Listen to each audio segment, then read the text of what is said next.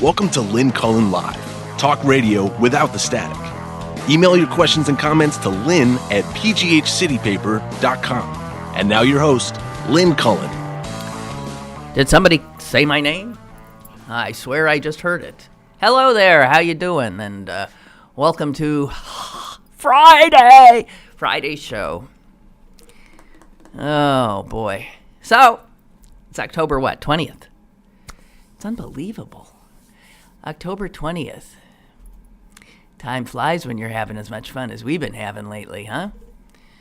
So, I gotta tell you, in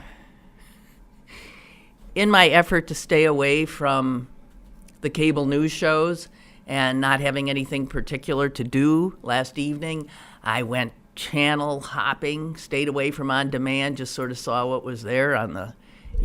And I came upon a documentary that must have been produced by, I don't know, Pennsylvania Public Television, I guess. And it was about a former governor of the state whose name I think I'd heard, but I came in toward the end, and I have to tell you, I was smitten. I was smitten. It didn't hurt that, am I moving? We're okay. It didn't hurt that he's really good looking. Was. He'd be dead now, but oh man, good looking guy, virile looking guy. And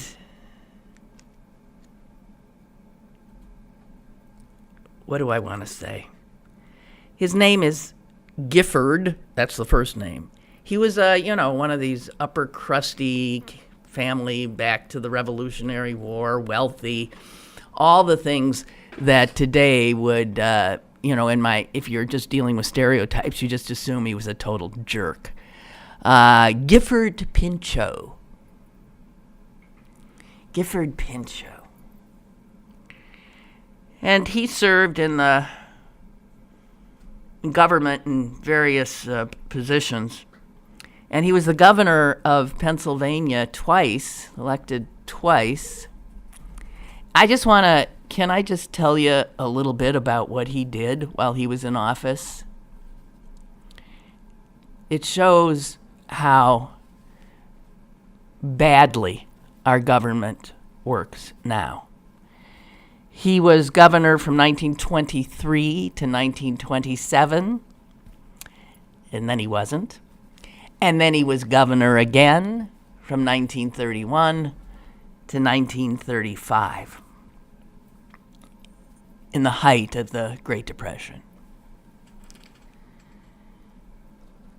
This is the guy who was born the year that the Civil War ended,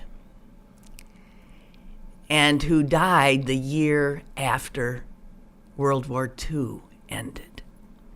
So his life is bracketed by those two wars, Civil, World War II. Think of that. Think of the changes he saw, the adaptations he had to make. He was good friends with Teddy Roosevelt. I mean, really good friends, tight.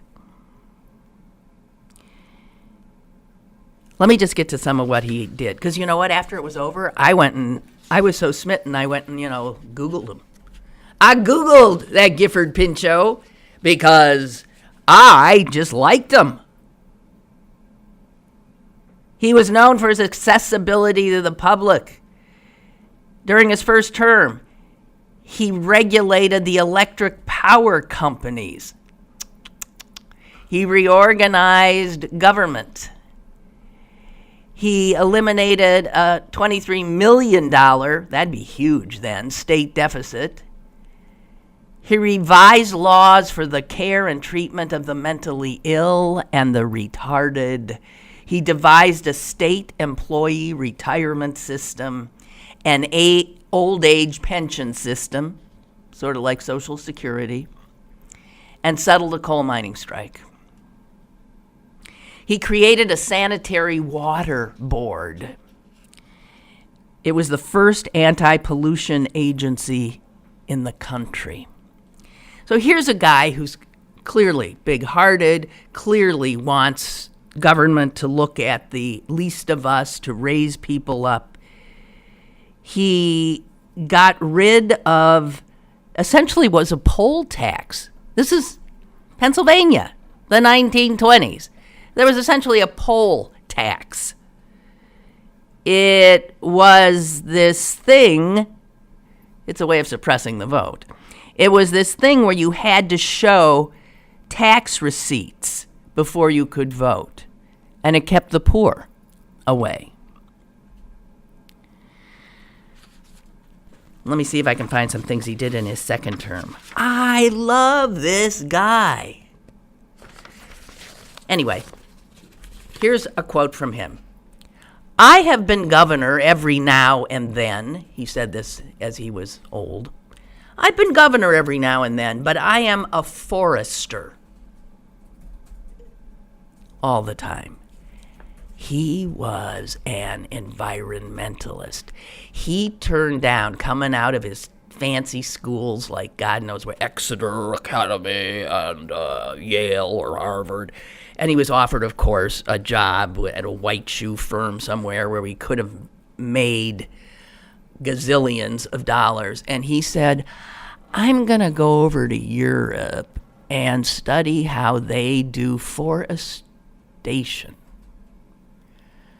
how they care about their forests and work to preserve them. I mean, this is loony thinking at that time. This is like, what? But that's what he did. And that was his passion all his life. He ended up being the head of the U.S. Forestry Service, the first head. He was, by and large, somebody who put conservation on the governmental map. He is responsible for the preservation of an extraordinary amount of acreage that to this day stands because of him. He created a Corps. So he gave Native Americans, went out of his way. How progressive was this guy? Went out of his way to hire Native Americans for ranger jobs in his Forest Service.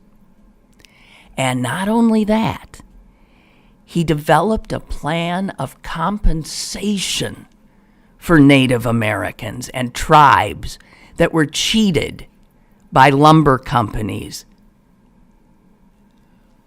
in unscrupulous, contracts that they had the tribes sign, and then they went in and pillaged.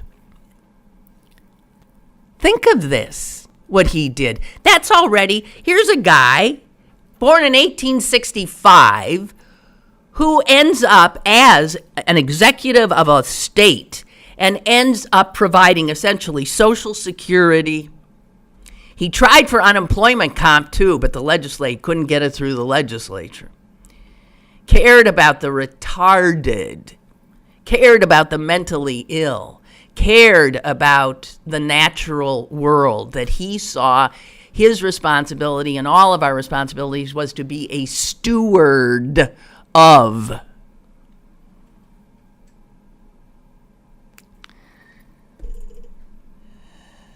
Yeah, I was governor once or twice, but I'm really just a forester. And that was his passion.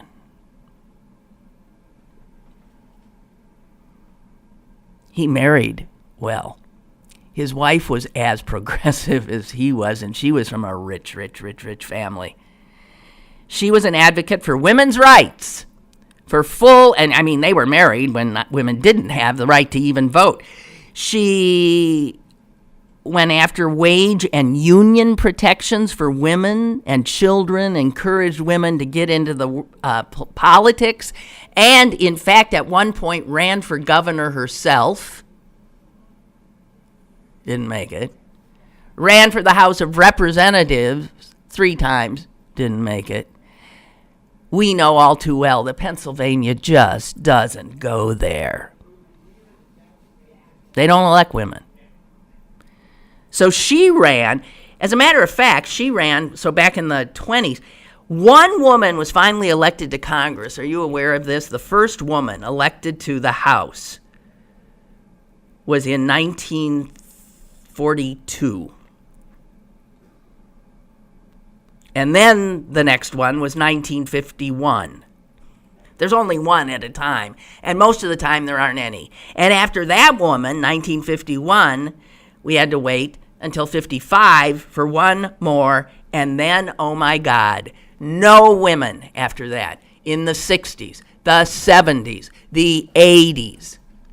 This was Pennsylvania. And still is, largely. We have fewer women. Notice the word fewer. You don't hear it very often anymore. It's another one of my things. Fewer women, not less women. Fewer's going the way of the dodo because people don't know the language. But fewer women in our legislature than I think there's only 2 other states that are worse, I think. And they be things like Mississippi. Yeah, Arkansas. So this man, Pinchot, was married to a woman who was so far ahead of the game. And as far as I know, do we have any now in Congress, women? Is Allison Schwartz still in? No. Again, we have no women. What the is wrong with this state? It is so backward. It is so anti-woman.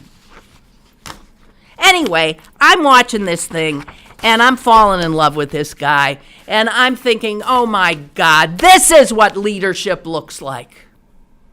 This is what somebody who wants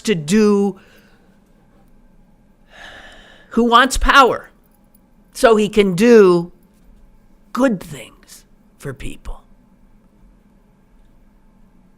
And here's the thing that blows your mind. This ahead of his time, progressive, and his wife were Republicans. Were Republicans.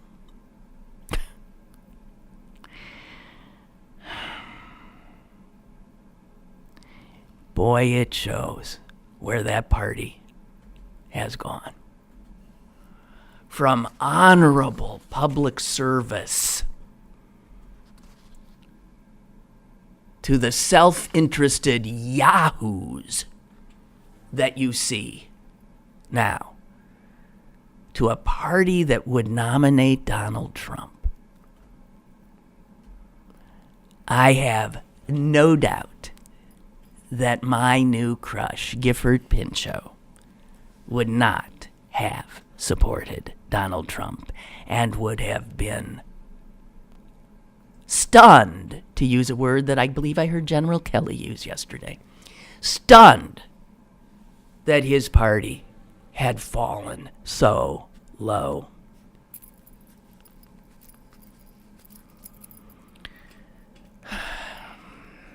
Oh, by the way, so he got a lot of stuff done when Teddy Roosevelt, his buddy, was president, because Teddy and he were aligned in terms of their sense of stewardship of our natural resources.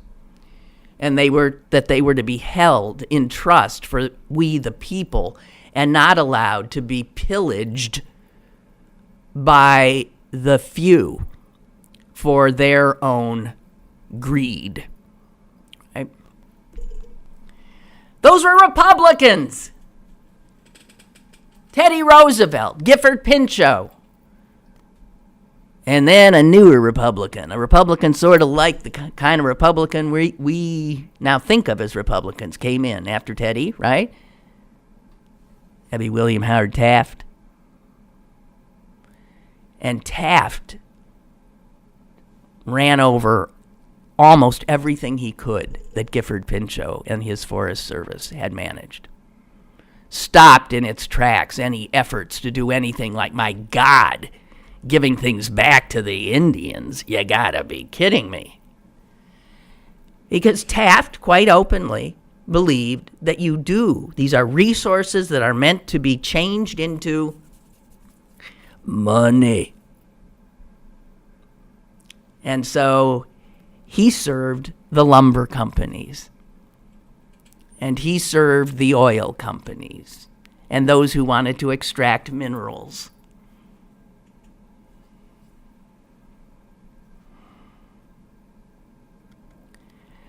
I almost cried watching this thing because it shows how far we've fallen. That this is what leadership looked like. It was sort of good that I saw this on the same day that two of our former presidents did come out. And especially George W. made a, I thought, strong speech about our values and how far we've strayed from them. Of course, it was a refutation of Trump and the current Republican Party. I've never credited George W. with much, but I'll credit him with that speech. And I think it shows. I don't know if it was coordinated in any way that these guys have talked to each other, Obama, W., maybe Clinton, Carter. You know, I've been wanting them to all 5 presidents still alive, to come out with a single front, bipartisan, and sign off on a speech like this. Because we have no leadership now. We just have a child given to tantrums now, supposedly, as our president, as commander-in-chief of our armed forces. So, clearly, W thought it was time to say something. I hope Obama gets a little more talkative, frankly.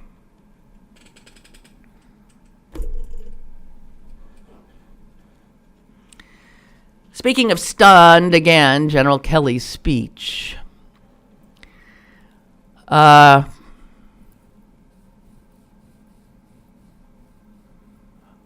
this worship of General Kelly has got to stop.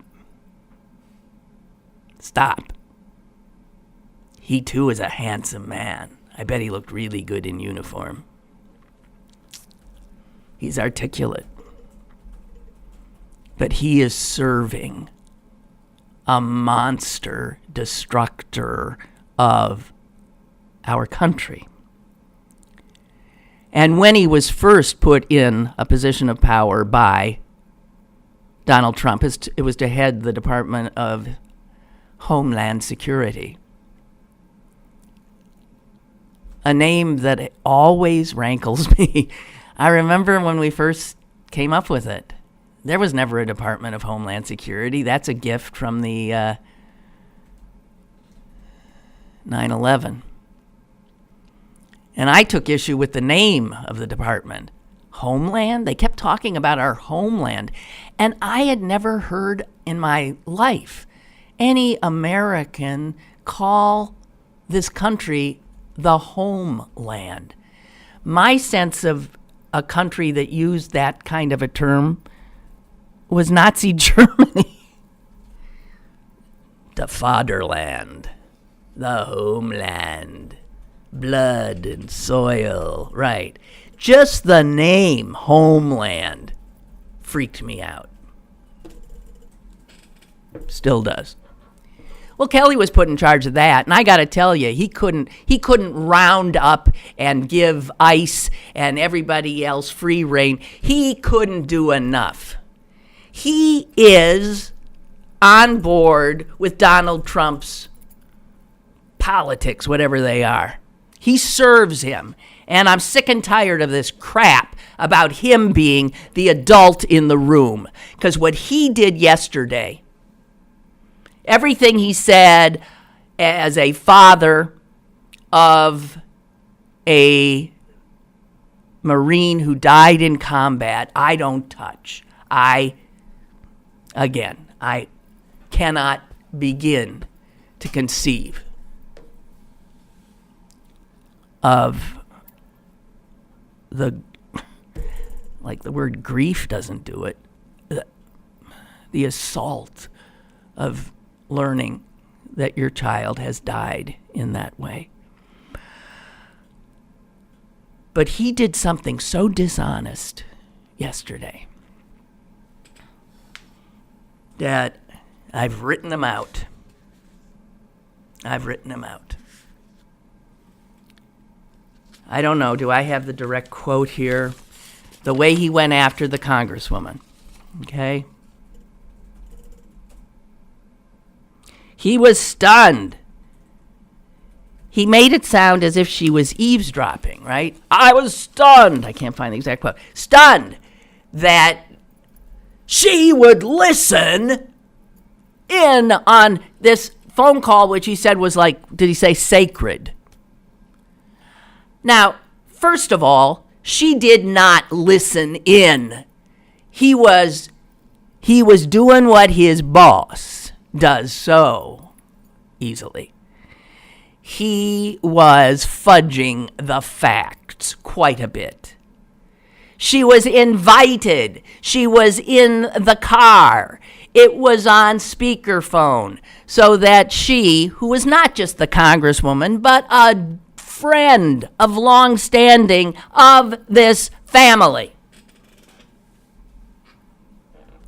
she was on her way with the widow, 24 years old, 2 children, and pregnant with a third, 24, to greet what remained of her husband. And then the president calls. And never said her name, never said his name. Your guy, he kept saying. He knew what he signed up for. The Congresswoman, the mother, the woman who raised him, and the wife were stunned, there's the word again, by what Trump said. No one was eavesdropping. Nobody was listening in. It was 3 women who knew and cared for each other and this now deceased young warrior who had taken part in a program that the Congresswoman had created to help young black men feel that service was important. And Kelly made it sound like she had no standing, like she, again, wiretapped or something, that she, in a breach of decorum. And what is bizarre is on the other end of the conversation, Kelly was himself listening in on Donald's side. If it was such a sacred moment, then what was he doing there? If there should be nothing but the president and the aggrieved, then what was Kelly doing there? And then he takes an absolute cheap shot at her for something about some building where she talked about herself instead of blah, blah, blah. And I'm thinking, you SOB! You, the guy whose ass you are now trying to save. On his first day in office, if I recall, went to the headquarters of the CIA and stood in front of a sacred wall there with the names of CIA men and women who had died in the service of their country, sometimes anonymously, to this day anonymously. And do you remember what our president, this is one of the first times we thought, oh my God. He spent the whole time talking about how big, how huge, how never before seen the crowd was at his inauguration.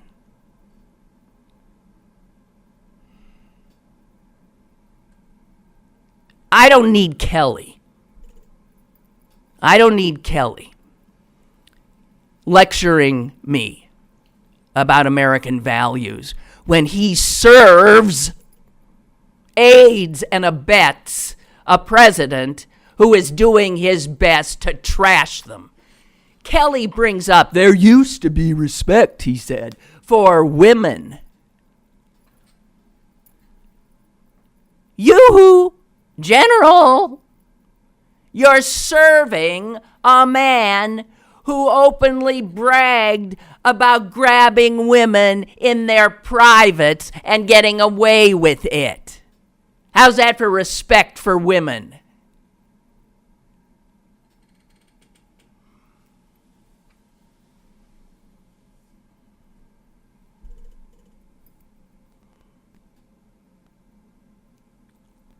Kelly was just the most recent of how many people who have worked for this monstrosity in the White House, who have had to go out and try to clean up the mess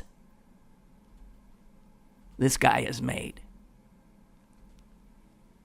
Kelly did it better than most because he's so, well, it's like he just looks right. Sounds right. You sort of stand up straighter in his presence. But don't be telling me that he's somehow the voice of truth, or that he is not above doing exactly what his boss does all the time, which is lie. And after Kelly said what he said, Trump goes on Twitter and actually says, God, where is that tweet? Actually says something to the effect that she, uninvited, he totally took Kelly's lie and blew it up.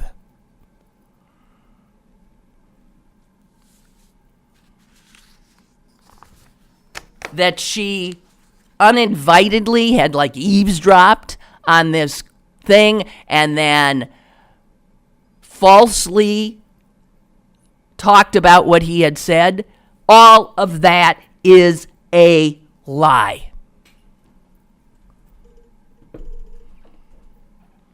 Kelly was out there yesterday to do nothing but give him cover.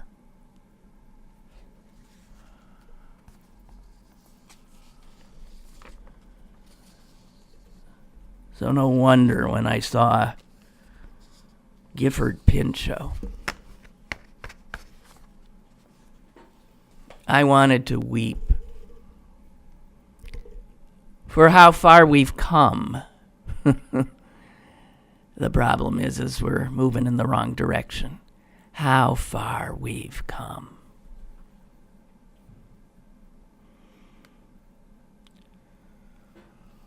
This is it. Thank you. Thank you, Stephen. Here's the tweet that I just thought. Trump, the president, speaks. The fake news is going crazy with wacky Congresswoman Wilson, who was, all caps, secretly on a very personal call and gave a total lie on content. That's a total lie. That's a total lie. There are 3 lies in that one stupid tweet. Good. Vile. Hello, caller. Hey, Lynn. Yeah. George and Moon. Hi, George. Okay, I'm an Air Force veteran, Vietnam and everything. Yeah. And just wanted to give you my take on this. Kelly failed at this. And looking like a seasoned, sober Marine doesn't help his credibility. But 2 things I wanted to say about this that I was thinking about. That Kelly didn't do his homework on understanding the dynamics of that family. No. In blaming that congresswoman. She was part of the family. Right. And for him to call her names is just ridiculous. He didn't do his homework, and he stepped in his own crap that he created by the contradiction of saying respecting women and then trashing a woman. without understanding the dynamics of that family. Yeah. Second thing is, I'm waiting for. Here's the thing that really us surprised about the racial aspect to this. This was a Green Beret soldier, an enlisted man. Right. Okay, and he's black. Right. Which is exceptional. Okay, and just the specialness of that. That here's a black man who came from a very young guy and became a Green Beret. This is like the SEALs. These are special forces. These have been around, created by President Kennedy, Right. At the beginning of the Vietnam War, and they're exceptional. Okay, they are in skills, and I thought that the black community might bring up this aspect, which they didn't. But the fact is, the guy and those special forces should be revered even more than other forces that are lost. I'm not saying that they're less in their loss and everything, but special forces and a black guy, this is extremely special, and it should have been treated that way. What I'm waiting for is a military organizations out there exist among the SEALs and the Special Forces. And Special Forces have been around a long time. I'm waiting to hear what their take is on this, that 4 of their own guys were lost in this affair, first of all, and the dynamics of that. And secondly, that here was a black Special Forces soldier lost his life, and the way it was mangled by this commander-in-chief. I'm waiting to see if the Green Beret Association will be coming out to make any statement, because it really has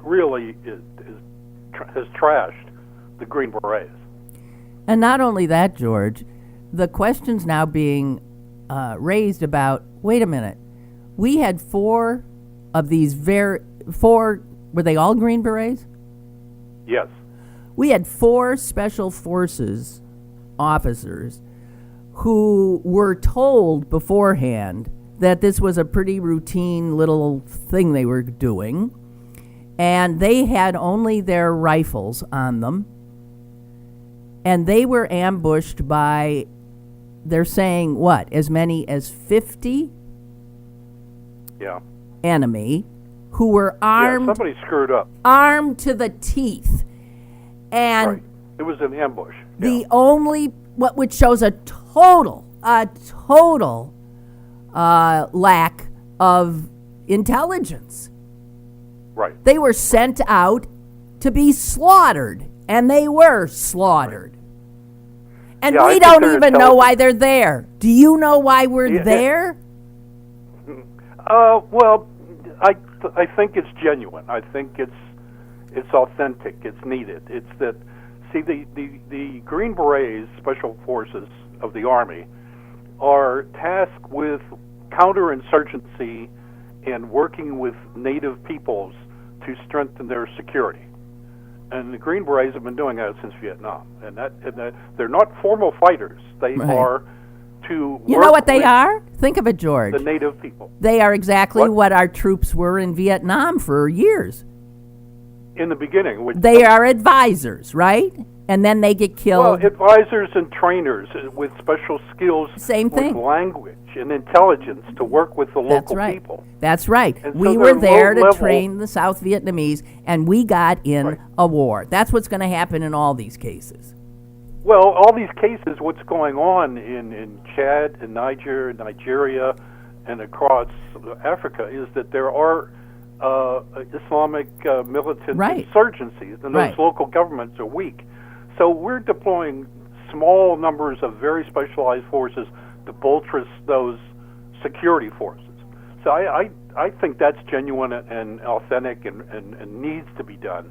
But I would certainly not see it certainly as a stepping stone to bigger war. It's just that help them on a marginal basis, and that's it. These guys got messed over because of intelligence.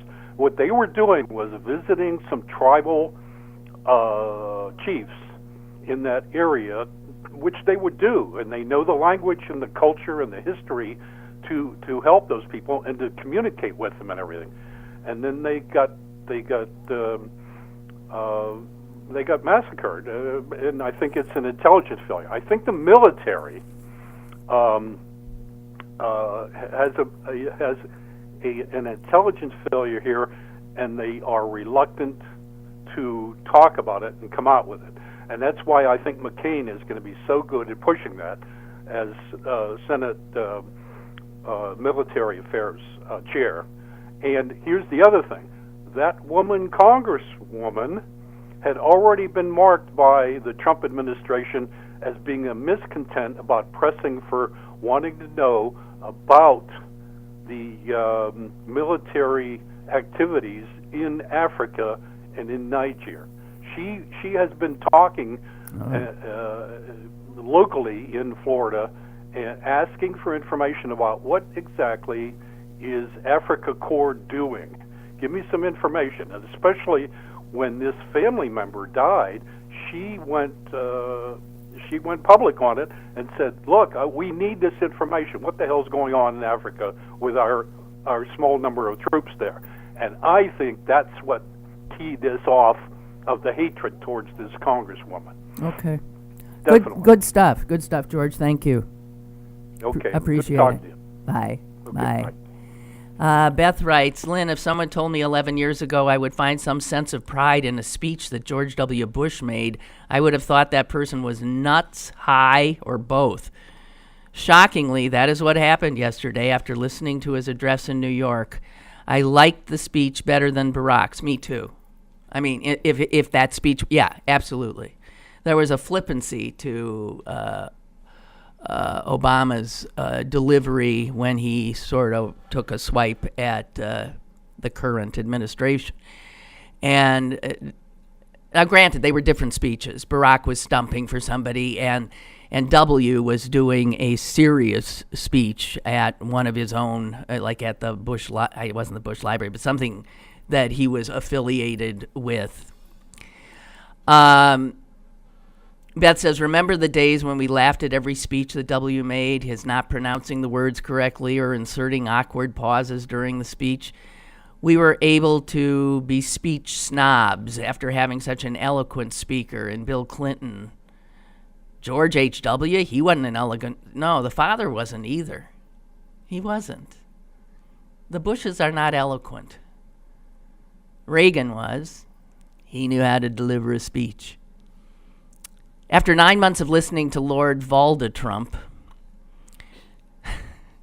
hadn't heard that one before, W's words seem like blanket and hot bowl of soup on a cold day.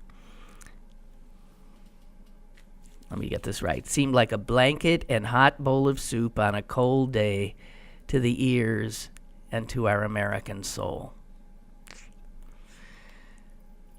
Yeah. Mark writes, good morning. General Kelly was right. We always have shown respect for Gold Star families and POWs. Yeah, until Donald Trump. I like heroes that weren't captured. And going after the cons. Now he's going after this poor 24-year-old black. The cons are not white either. Always gotta be a minority, and then he'll go for your throat. Excuse me. I was supposedly reading your email. You trigger me! We always have shown respect for Gold Star families and POWs. That is, until Trump came along. Trump is the one who broke this ground, and Kelly knows it. Absolutely. Has he forgotten the Khan family and the I do not respect soldiers who are kept? I can't believe I hadn't read that, and I just said everything you're saying. And this is worse coming from a draft dodger who does not recall which one is the bad foot that got him out of service. This would not have happened if this congresswoman was not a flamboyantly dressed black woman. I do not know this woman or anything about her motivations, but I can only assume the best due to what she had to say about this young man. These victims were actually people she knew. She was showing up with the widow to retrieve the body. And Trump says that is hard to make it's hard to make these calls. This congresswoman had the courage to collect the remains with the grieving widow and mother, and that's hard too. And now she's getting death threats. I would like to see the NFL players take a knee this weekend in memory of these young men who died. I can't find my white male congressman with a search warrant.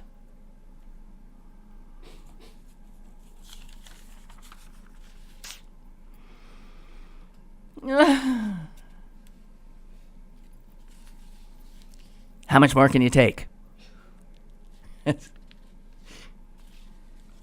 This is from, I think I got this from the Huffington Post. The headline is, "This is what it looks like when an industry controls a state." Guess what the state is? It'd be us. Guess what the industry is? That'd be fracking. And here's what it says.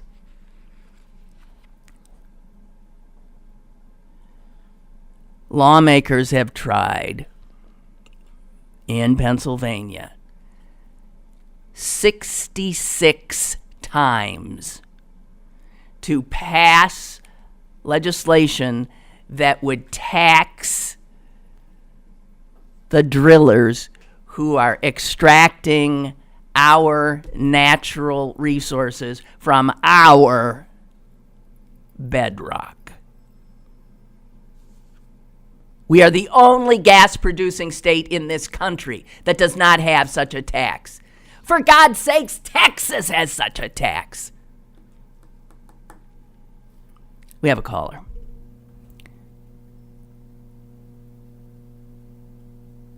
Why is it so slow? He didn't used to do that. You know what I want to take the call, and he's looking at one of those goddamn... Just so as you know, the system ain't. Caller, if you're hanging there, hang, and we'll try to see if the damn thing will let you in.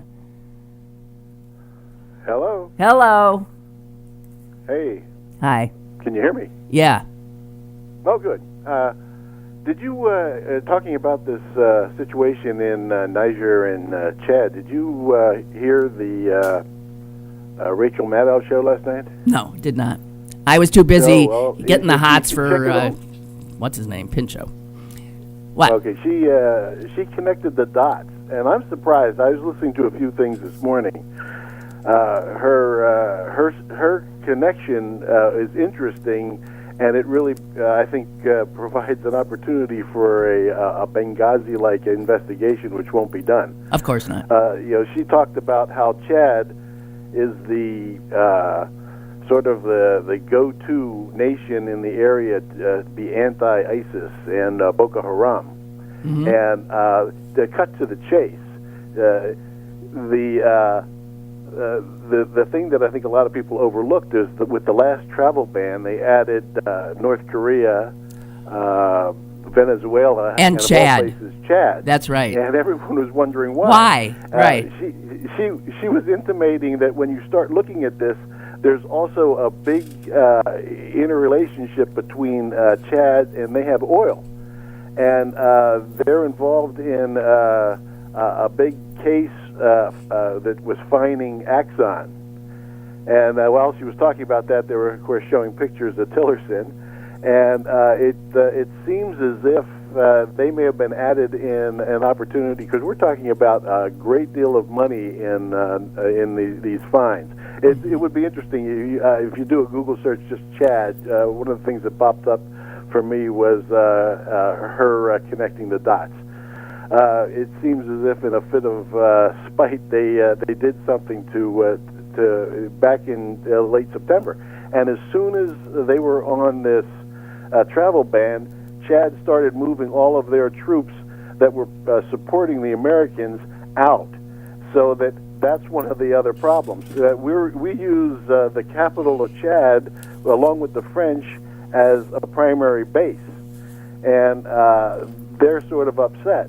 And just because I guess that Axon is being punished. Unbelievable. Unbelievable. Yeah, well, the question is, can they find a rug big enough to sweep this under? Probably. As I said this morning, I didn't hear anybody talking about this, and I said, wow, this is the kind of thing that people ought to start looking into. Indeed, and this is why we've got to take back the Congress, so that because the Republicans do nothing but protect all of this. They will not. They who did how much money and time did they spend on what happened in Benghazi? They were so outraged at the death toll there. What was the death toll there? 4? Yeah. I think. Everybody knew their names. Yeah. Oh, we knew them backwards, forwards. Right. We've met the families. We know everybody. And and we wanted to put that on Hillary Clinton. Well, this clearly goes on to Donald Trump, and they're not even interested in, let's see what happened here. Well, I don't know. Well, I don't know. The other thing that I noticed in the news yesterday, they were talking about a little research they were doing in Wisconsin, and I've been, trying to point out to people that the real problem in states like Wisconsin and Michigan was the voter suppression. Yes, right. And I think a college group went to just to a couple of the Democratic strongholds, and they found that the polling there showed that an estimated 40,000 people were prevented from voting because of their new voter suppression. That's right. And ID laws. Right. I read the same article, and that 44,000, probably minimally, voters who Scott Walker and the Wisconsin Republicans managed to keep away from the polls. When Trump won Wisconsin, I put in parentheses, by just 22,000 votes? Right. It is quite likely. Supreme Court case. Yeah. The Supreme Court case there is going to decide whether they can change that. When you talk about whether, and I know everything depends on next year's election, the question is it really going to make any difference? I sure hope so. Okay. Thank you very much. Great call. Hey, Thank have you. a good day. You Bye. too. Bye. Yeah, I saw in regard what the caller's through. Oh, caller, hello. Yes. Good morning, Lynn. Yes. Yeah. Hey, Lynn. Do you know what? New York State does not have an extraction tax, and do you know why? Well, they don't let them extract. They don't permit fracking up there. No, they don't permit. Yeah. So they haven't bit the cheese off that we decided to bite off, the poisonous cheese that we can't extract the tax from. So we're out of our minds in the state. I mean, New York didn't bite on it, and California won't bite on it because they understand that you got to go renewable. You can't go fossil fuels. Why won't we tax these jerks? Why won't we tax them? Because they're in the pockets of the that is correct. Industry. That is correct. Of the energy industries in the pockets of the things. Of course, come on, Lynn. It's simple as 1, 2, 3. I know. I mean, you go there with the lobbyist. You tell them, hey, don't let this come through. But even Texas that doesn't believe in taxes, and certainly not taxing oil or gas companies, even Texas has an extraction tax.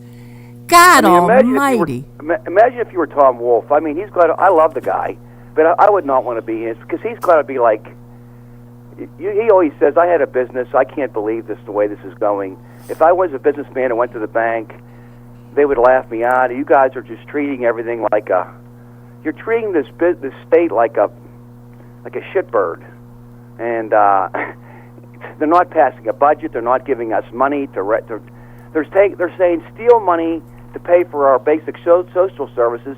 Don't increase taxes. And then here's the cuckoo brain idea: let's do gambling on TV so we can take all the stupid people's money, and then we'll abscond with it. And then when they don't have any money, we'll say, too bad, you dumbass, you lost your money. I mean, we're out of our minds. That's the cockamamie idea we have. The Republicans have is, let's do gambling. They're bought. That's the ticket. They're That's bought. all the- That is such lazy that we're paying these people as much as we pay them to do nothing but destroy public education and give away the store so that they can, try to make more gamblers out of poor people who are desperate. We're out of our They minds. are We're just freaking. out of our minds. I know. All right. Goodbye. Thanks, Depressing. Bye. Bye. So in regard to this Wisconsin thing, this report was mind-blowing, how they did it. And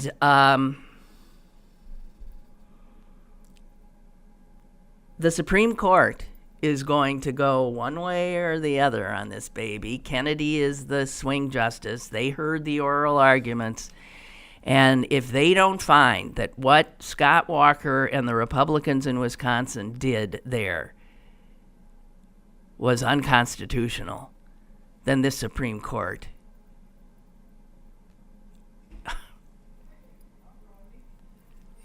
Al, you fill in the rest.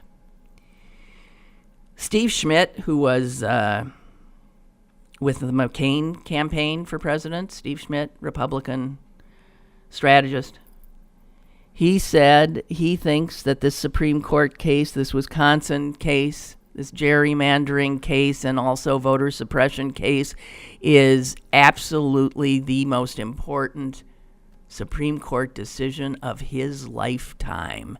That's what he said. Because if they find that it was okay, what Walker did, then our democracy is gone. It's just gone.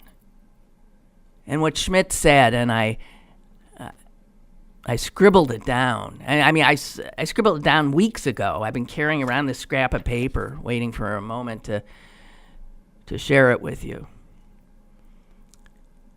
What he said is, we don't want a country where the legislators get to choose the voters. That's what the suppression stuff does. No, we don't want those people voting.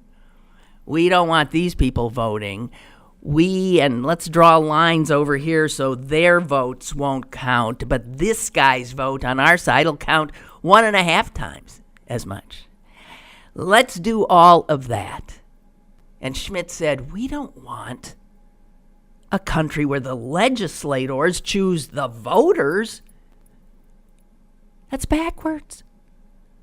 Our system is predicated on the fact that the voters choose the legislators. It is as basic as it gets when you're talking about what is a representative democracy. You can't get more basic than that. The voters, we the people, get to choose who represents us. What the Republicans have done in Harrisburg, in Madison, Wisconsin, and all over this country is rig the game. Through voter suppression, through totally political gerrymandering. And now, it doesn't matter what the voters want. Mostly they have safe districts.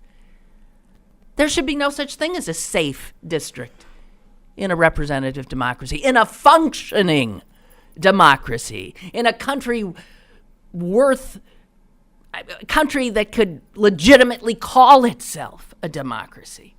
We are losing ours. There is no doubt. If the Supreme Court signs off on what Scott Walker and the Republicans in Wisconsin did, we're finished.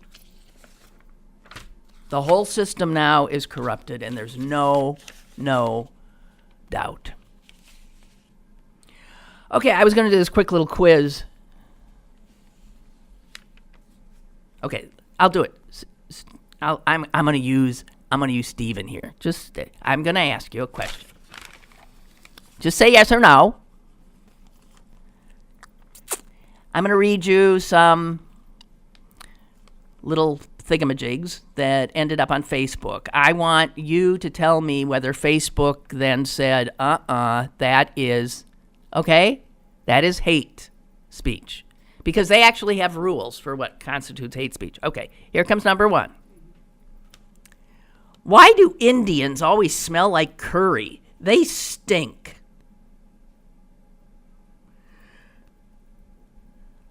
Yes, Stephen says yes, that would be hate speech. And yes, Facebook would say that is hate speech.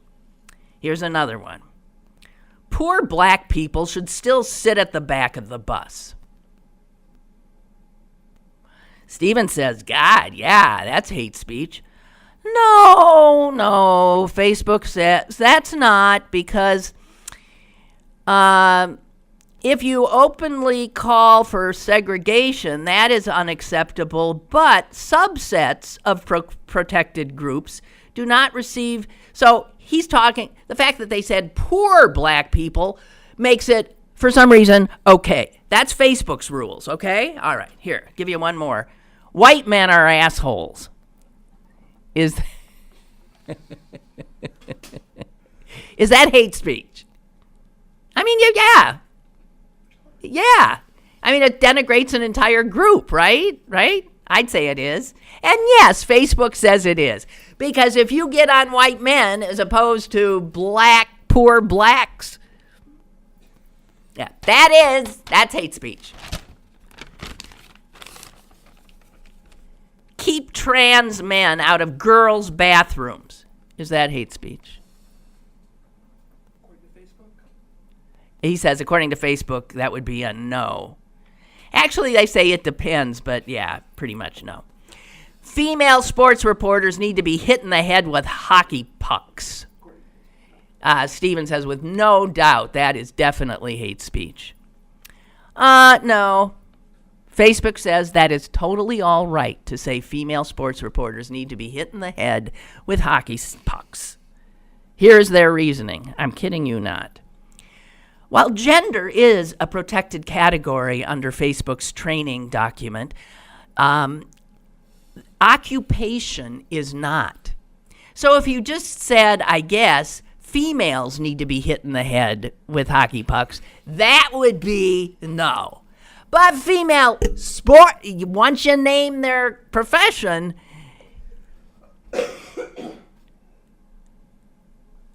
including the occupation in the attack, negates the protection granted based on gender. What the? Fill in the blank. I got one more. I'll never trust a Muslim immigrant. They're all thieves and robbers. Well, that's clearly hate speech. No. No! Do you friggin' believe it? I'll never trust a Muslim immigrant. They're all thieves and robbers. Facebook would say, that's okay, that passes muster, while white men are assholes does not.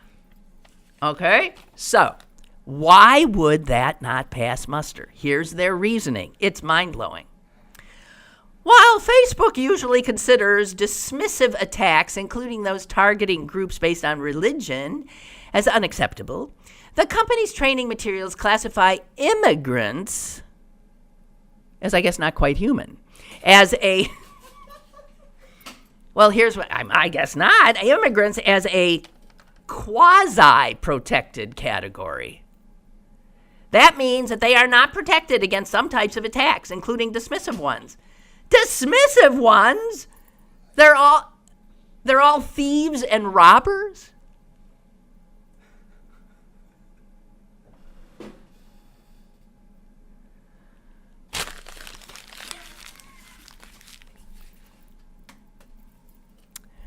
All right. Well, okay, I can't leave you with just that. Obit of the day to brighten us up. The obituary of the day. This woman isn't going to have to listen to any crap like this ever again. Harriet Thompson lived a long life, 94 years old. She was a classical pianist, played at the Carnegie Music Hall or something. And she beat cancer back more than once. Ran her first marathon at the age of 76. Jesus. I couldn't walk a marathon. And she became the oldest woman ever to have finished a marathon in 2014 when she was 92. 92. She ran a marathon. And it not only says she did so while wearing white tights to cover the open wounds on her legs from radiation treatments for squamous cell carcinoma. She did it with open sores on her 92-year-old legs because she was fighting cancer. She ran a marathon. Wow. Harriet Thompson. Wow, lady. In a time when we see the bar always being set lower and lower, man, lady, you set that bar so high. God bless you. And God bless all of you. And God bless America, as we always say, with our hands over our hearts. Take a knee if you want. Lynn Cullen Live, Monday through Friday from 10 a.m. to 11 a.m. and archived at pghcitypaper.com. The opinions expressed on Lynn Cullen Live are those of the host and do not necessarily reflect the viewpoints of Pittsburgh City Paper or its advertisers.